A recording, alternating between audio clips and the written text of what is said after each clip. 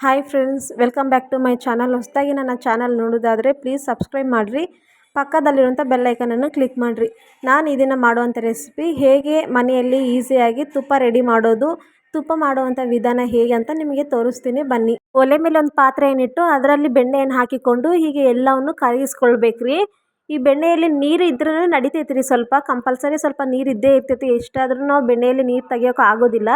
ಹೀಗೆ ಎಲ್ಲ ಬೆಣ್ಣೆಯನ್ನು ನಾವು ಹೀಗೆ ಕರಗಿಸ್ಕೋಬೇಕ್ರಿ. ಹೀಗೆ ಕರಗಿಸ್ಕೊಂಡು ಇನ್ನೊಂದು ವಿಷಯ ಏನಂದರೆ, ನಾವು ತುಪ್ಪ ಮಾಡುವಂಥ ಪಾತ್ರೆಯು ತಳವು ದಪ್ಪ ಇರಬೇಕ್ರಿ. ಒಂದು ವೇಳೆ ತೆಳುವಾಗಿದ್ದರೆ ತುಪ್ಪ ಒತ್ತು ಹೋಗ್ತೈತೆ. ಹಾಗೆ ಒತ್ತಿ ಹೋಗ್ಬಾರ್ದಂತಂದರೆ ದಪ್ಪನ ಪಾತ್ರೆಯಲ್ಲಿ ಹಾಕ್ಕೋಬೇಕ್ರಿ ತಳ. ಹೀಗೆ ಎಲ್ಲವನ್ನು ಕರಗಿಸ್ಕೋಬೇಕ್ರಿ. ಇದು ಈಸಿ ರೀ ಮನೆಯಲ್ಲಿ. ನಾವು ಮತ್ತು ಈ ತುಪ್ಪ ಮಾಡಿ ಆದಮೇಲೆ ನಾವು ಫ್ರಿಜ್ಜಲ್ಲಿ ಇಡಬೇಕಂತ ಏನಿಲ್ಲ ರೀ. ಸುಮಾರು ಒಂದು ವರ್ಷದವರೆಗೆ ನಾವು ಹೊರಗಡೆನೇ ಇಟ್ಟರು ಇದು ಏನು ಕೆಟ್ಟೋಗೋದಿಲ್ಲ.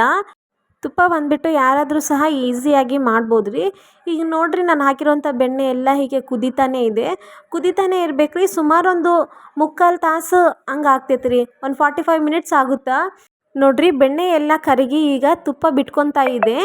ಇದು ಈಗ ಬಣ್ಣ ಬೇಕಂದರೆ ನಾವು ಸ್ವಲ್ಪ ಅರಿಶಿಣವನ್ನು ಹಾಕ್ಕೋಬಹುದು ರೀ. ಇಲ್ಲ ನಮಗೆ ಬೇಡ ಅಂದರೆ ಅರಿಶಿಣ ಹಾಕ್ಕೊಳೋದು ಬೇಡ್ರಿ. ಈಗ ನೋಡಿರಿ, ನಾನು 1/4 ಟೀ ಸ್ಪೂನಷ್ಟು ಅರಿಶಿಣವನ್ನು ಹಾಕ್ಕೊಂಡು ಇದನ್ನು ಒಂದ್ಸರಿ ಚೆನ್ನಾಗಿ ಕಲಿಸ್ಕೊರಿ.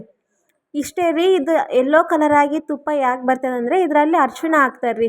ಇಲ್ಲ ನಿಮ್ಗೆ ಅರಿಶಿಣ ಬೇಡ, ಹಿಂಗೆ ಪ್ಯೂರ್ ಘೀನೇ ಬೇಕು ಅಂತಂದರೆ ನೀವು ಅರಿಶಿಣ ಹಾಕೋ ಅವಸರ ಇಲ್ಲ ರೀ.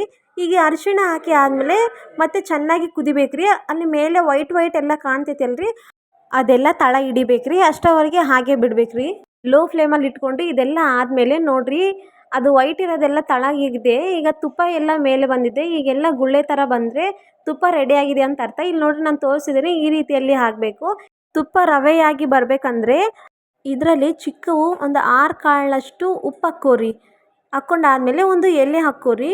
ಈ ಎಲೆನ ಹಾಕಿ ಒಂದು 2 ನಿಮಿಷ ಆದಮೇಲೆ ಸ್ಟವ್ ಆಫ್ ಮಾಡಿ ತಣ್ಣಗಾಗಕ್ಕೆ ಬಿಡಬೇಕ್ರಿ. ತುಪ್ಪ ತಣ್ಣಗಾದ್ಮೇಲೆ ಒಂದು ಬಟ್ಲದಲ್ಲಿ ಸೋಸಣಿಕೆಯಿಂದ ಸೋಸ್ಕೋಬೇಕ್ರಿ.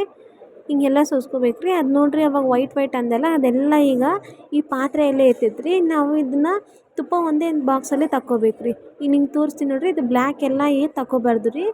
ಇದೆಲ್ಲ ವೇಸ್ಟ್ ರೀ. ಇದ್ರಾಗಿರೋ ತುಪ್ಪ ಎಲ್ಲ ಸೋಸ್ಕೊಂಡಾದ್ಮೇಲೆ ನೋಡಿರಿ, ನನಗೆ ಸುಮಾರು ಒಂದು ಅರ್ಧ ಕೆಜಿಯಷ್ಟು ತುಪ್ಪ ಬಂದಿದೆ. ನೋಡಿರಿ ಫ್ರೆಂಡ್ಸ್, ನಾನು ಫ್ರಿಜ್ಜಲ್ಲಿ 1-2 ತಾಸು ಇಟ್ಟು ತೆಗ್ದೀನಿ. ಎಲ್ಲ ಎಷ್ಟು ಚೆನ್ನಾಗಿ ಆಗಿದೆ, ತುಪ್ಪ ರೆಡಿ ಆಗಿದೆ. ಇಲ್ಲಿ ನೋಡಿರಿ, ನಿಮ್ಗೆ ತೋರಿಸ್ತೀನಿ.